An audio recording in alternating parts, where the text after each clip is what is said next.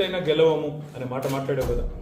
నీకు నిజంగానే దమ్ముంటే రేవంత్ రెడ్డి గారు, నేను సవాల్ చేస్తా ఉన్నా, నేను నా సిరిసిల్ల ఎమ్మెల్యే పదవికి రాజీనామా చేసి వస్తా. నువ్వు నీ ముఖ్యమంత్రి పదవికి, కొడంగల్ ఎమ్మెల్యే పదవికి రాజీనామా చేసిరా. నీ సిట్టింగ్ సీటు మల్కాజ్గిరిలో ఇద్దరం కొట్లాడదాం. ఆ ఒక్క సీట్లోనే తేల్చుకుందాం. ఈ రాష్ట్రం అంతా అత్తలాకుత్తలం చేయాల్సిన అవసరం లేదు. ఆ ఒక్క సీట్లోనే నేను వస్తాను మా పార్టీ తరఫున, నీ తరఫున నూరా, నీ కాంగ్రెస్ పార్టీ తరఫున. అక్కడ తప్పకుండా తేల్చుకుందాం. ఎందుకంటే ఒక్క సీటు గెలవను అని మాట్లాడుతున్నాం. మరి నీ మల్కాజ్గిరి పార్లమెంట్ సీట్లో అసలు ఎన్ని ఎమ్మెల్యేలు గెలిచింది కాంగ్రెస్ పార్టీ? గుండు సున్నా. ఎంతమంది కార్పొరేటర్లు గెలిచారు నీ మల్కాజ్గిరి పార్లమెంట్ పరిధిలో? కాబట్టి గెలుపు ఓటములు అనే వాటిని పట్టుకొని, దాన్ని ఎక్కువగా ఊహించుకొని, తన శక్తి సామర్థ్యాలు తాను ఎక్కువ ఊహించుకొని ఇవాళ మాట్లాడుతున్న రేవంత్ రెడ్డి గారికి నిజంగానే ధైర్యం ఉంటే, నిజంగానే దమ్ము ఉంటే, తెగువ ఉంటే నువ్వురా, కొడంగల్ ఎమ్మెల్యే పదవికి రాజీనామా చేయి, ముఖ్యమంత్రి పదవికి రాజీనామా చేయి. మన మల్కాజ్గిరిలో నీ పార్టీ అభ్యర్థిగా నువ్వురా, నేను కూడా నా ఎమ్మెల్యే పదవికి రాజీనామా చేసి నేను కూడా వస్తాను. అక్కడే తెలుసుకుంటాను.